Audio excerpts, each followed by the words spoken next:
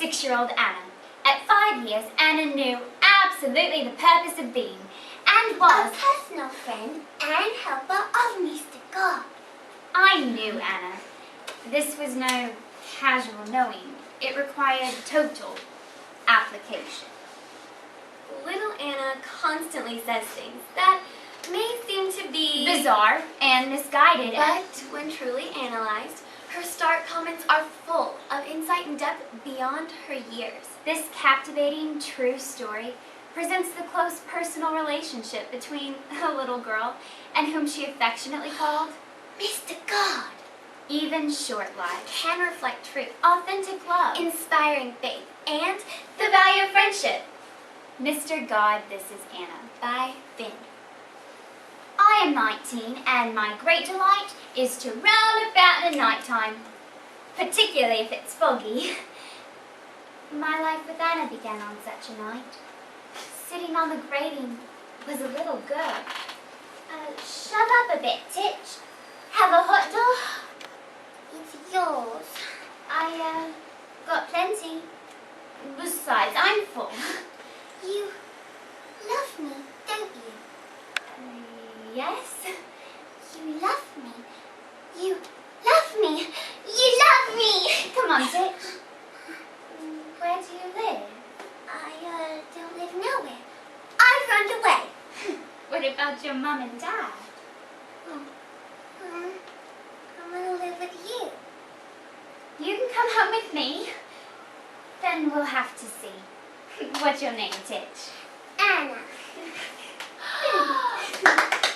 Is that you? Supper's in the oven. Mum, come see what I've got. Oh! You look a mess. Oh, get the wet clothes off the child. There was me, trying to undo hooks and eyes on Anna's clothing. Mom! She's bruised and sore. What have they done to you?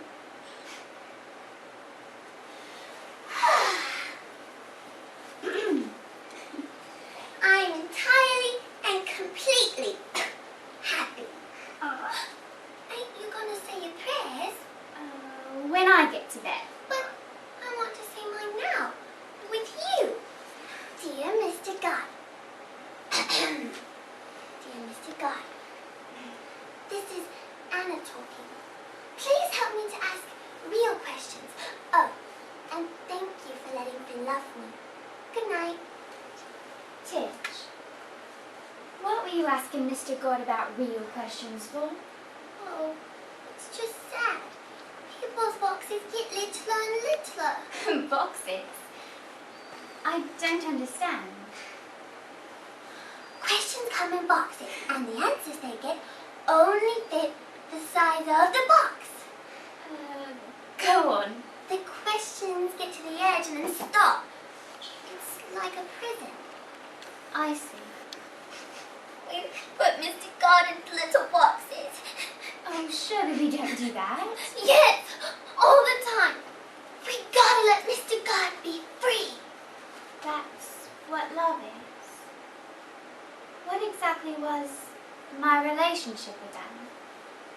Whatever I called myself seemed to leave an emptiness, which needed to be filled.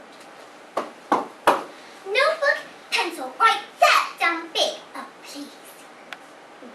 What? The broken iron railing. I wanted somebody to write about it, but they don't see it. Never mind. I'll write it down big for you. Then say, in my middle. In my middle? What's the big question, Finn? How am I supposed to know? You empty in your middle? Of course I'm not empty in my middle. Well, what's the question then? Where do you know about me?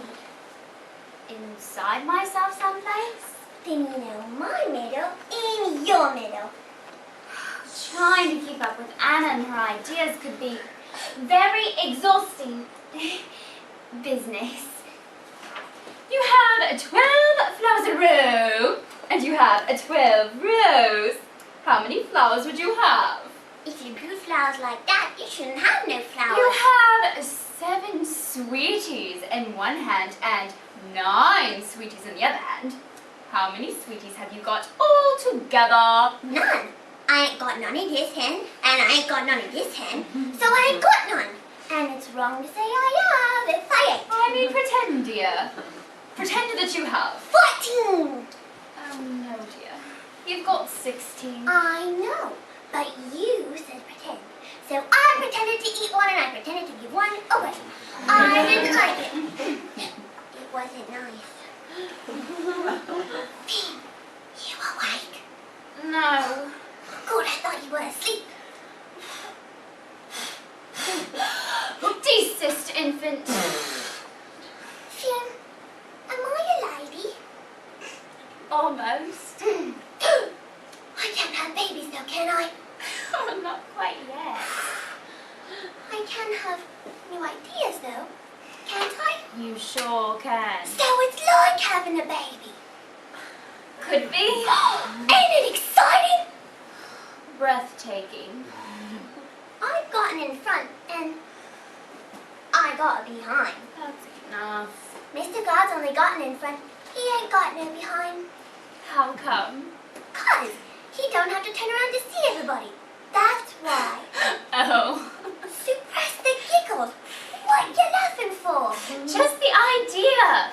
Mr. God having you behind. Mr. God ain't got no bum. Mr. God ain't got no bum. Wasn't a joke? It was just an eruption of my spirit. That's enough. Go to sleep, Anna. Go to sleep or I'll powder your bottom. You wouldn't. Our relationship was clear to me now. We are fellow searchers. Companions. It was a beautiful sunny day. The street was full of kid noises. When suddenly, the world fell to pieces. Anna! Finn! Finn! Finn! She's dead!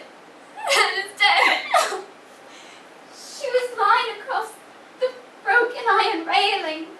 A few years ago, nobody could see. Now red with shame and horror, it was their brought to see. I slipped, Finn. What touch have got you? I was stuck up in a tree and I couldn't get down. I slipped. Don't be frightened. I ain't frightened, Finn. I ain't frightened. It is going to be all right. Anna! Finn! Finn is like turning inside out! Titch, look at me! Get a doctor quickly! Is it time for crying? Yeah, Mr. God. This is Anna talking. Thank you for letting Finn love me. Finn! I bet Mr. God lets me into heaven.